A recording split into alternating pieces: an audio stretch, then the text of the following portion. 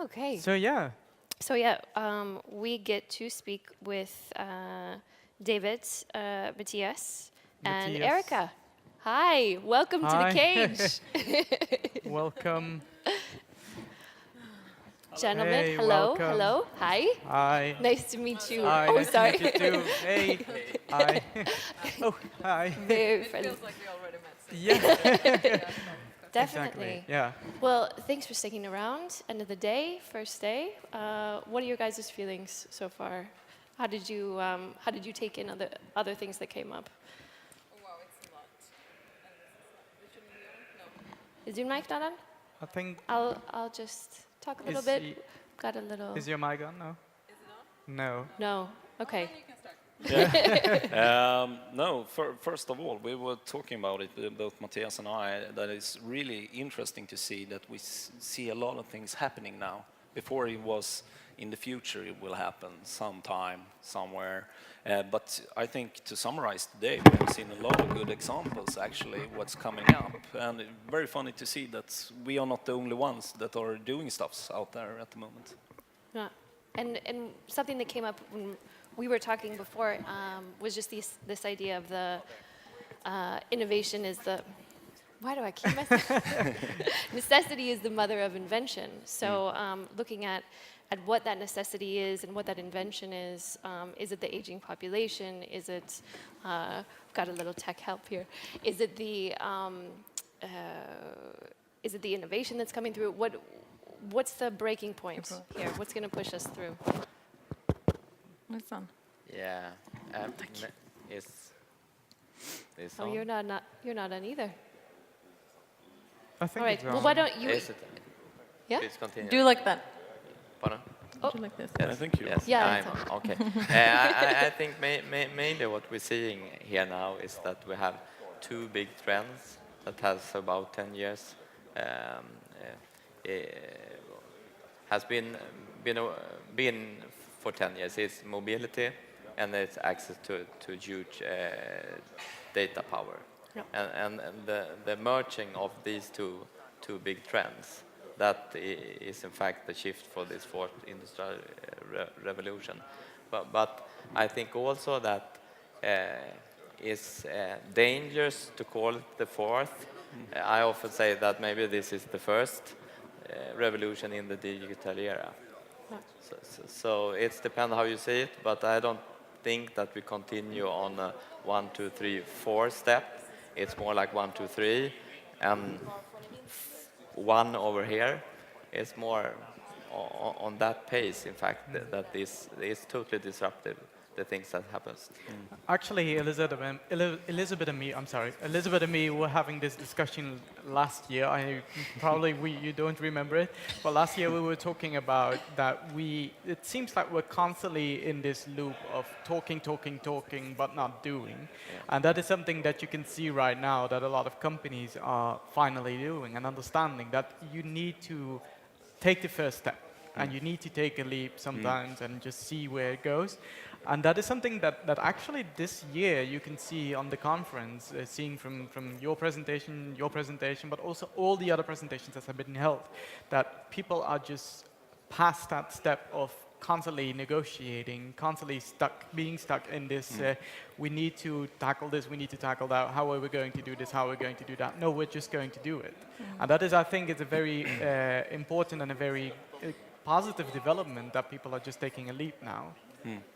Yeah, you said you've been talking about this for quite some time. Like, I remember last year we said, yeah, it's time to do stuff now, but things take time, and for several reasons. And one reason that I touched upon is that when you're working with large organizations, there are all these different functions that are doing their job, but you have to go through them, and we're stuck in processes that might not be adopted to a digital era where we need to try fast and actually get out in the market fast and see what works.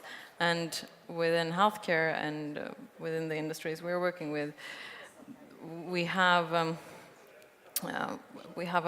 challenge there because we also need the regulation that covers it, and it's there to protect the patient in the end. So I think we have now had this digital conversation for quite some time, and maybe it's just a natural progress of things that we have gone through all these processes now, and things are starting to turn out in the end, and we can actually see how it's adopted in the market. Yeah. Well, and But there I think that one challenge is that often the person or the organization that is stating, at least in the healthcare sector, that you should try something new, often need to put on a lot of burden, because sometimes it feels like that, okay, if you do any changes, even the smallest one, this perfect system that we have that we call healthcare will be unsafe and people may die. But in fact, if you turn on it and say that, okay, if you stay like this, then probably it will be unsafe and people will die. And what kind of actions do we really need to move into this situation where we feel that it's safe and secure and So it's all about the mindset and the approach, of course. yeah, if you started from saying if I do any changes to the situation of today, it will be dangerous and people may die. But if you have the mindset of saying how can I optimize this in a more systematic feedback loop, take small steps, but with the mindset of really trying to increase the outcome for the patient, then I think that you will have a different conversation. You will tackle some of the challenges in a totally different way. It's not looking at the problem, but looking at the solution. Yeah. It's oftentimes we are stuck in looking at the problem, and especially when you're looking at the field of healthcare, you all experience this when working for a company, that you're bound to so many rules, so many legislations. There's the government that is telling you this, and the European Commission that is telling you that. Then there's also the patients that are worried about this, and it keeps on going on and on and on. But if you're focusing on solution working rather than problematic working, it is a different approach, and you actually come up with a lot of right ideas on that. And I just want to ask kind of a question that I don't have the answer to, and I'm in this industry, but we're here Is at this Digital. the only question you don't have the answer to? We're here at Digital Health Days, and we're talking a lot about technology, and we're talking about healthcare, but what industry are we in, really? Is this the technology industry? Is it the healthcare industry? Is it psychology industry? I mean, and if we are really in the medical field, should some of us or all of us take the Hippocratic Oath to do no harm? And I don't have the answer to that, so I'm just going to I've talked with some of my clients who are a little bit frustrated that they are bound by so many rules as pharmaceutical or medtech companies in the way of how they are interacting with healthcare professionals or patients.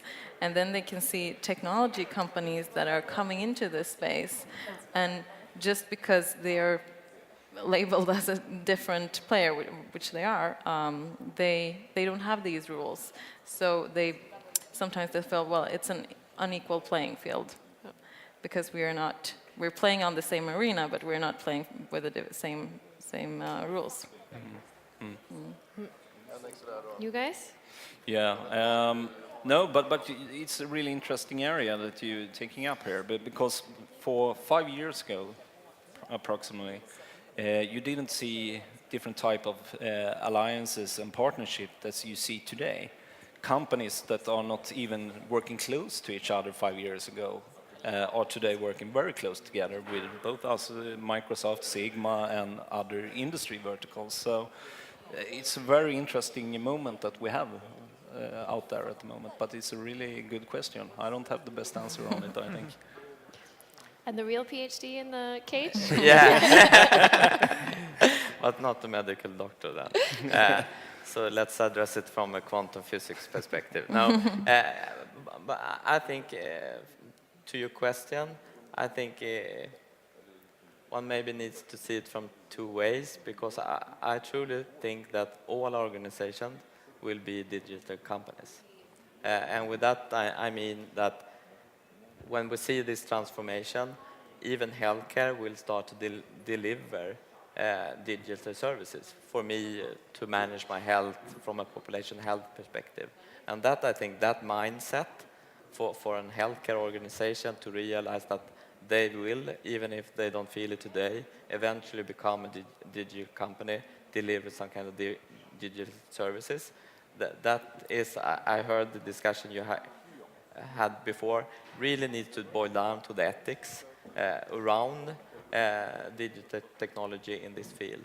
But then also, I think, if you look at how computing will be ambitious, will be everywhere. I mean, yesterday we announced, or not announced, but we made a blog post on the biological computing. How can you build a computer of DNA that you send into the computer and into the cells, and in fact detect that this cell is running wild and become a cancer gene, and then just stops it?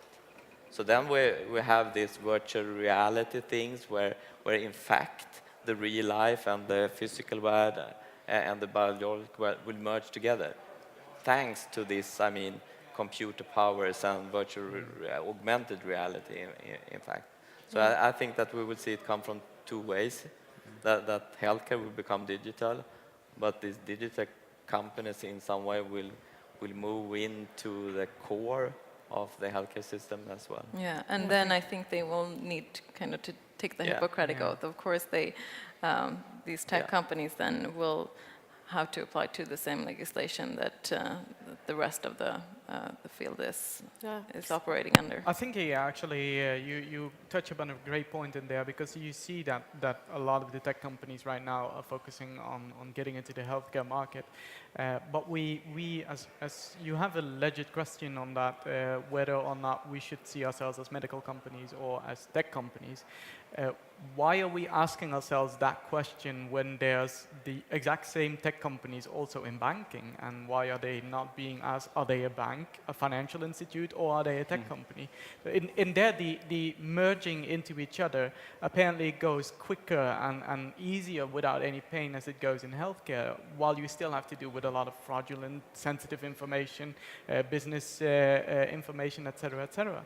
So I found it interesting that your point of view is a very good one, that we actually should get rid of this idea that we're either one of them, we're actually both of them, we're merging into each other. So maybe we should wear both hats, both technical and banking, and technical and medical, and I like hats. You look great in hats, I'm Yeah, sure. yeah. No, I think that's a great way to really sum this up. Just we're doing something new, and we're a combination of industries and specialists, but we all have the absolute best intention, which is improving healthcare, getting people empowered, getting people involved in their health, and trying to make the world a better place through that way. So thank you guys so much. Thank you so Thank much. you. For speaking today, for this interview, and I hope you come back tomorrow. We'll be back at 9 a.m. Stockholm time. And in the meantime, thanking also for sharing your ideas. That's also a good one. Absolutely. Not just for speaking here, but also enlightening us with all your new ideas and insights and everything. So. Yeah, and answering my tough questions. As you might have heard, Bastian decided I was going to be the bad cop again this year. Yeah. So that'll be my continued role tomorrow, I'm sure. Yeah, I'm better at it. But yeah, we'll see you here tomorrow at 9 a.m. In the meantime, if you want to tweet us at #DHD16, Bastian will be live tweeting all night. Until midnight, Stockholm time. And then we'll pick it back up tomorrow. And hello to our American friends who are just kidding up. All right, see you tomorrow. Thank Bye. you.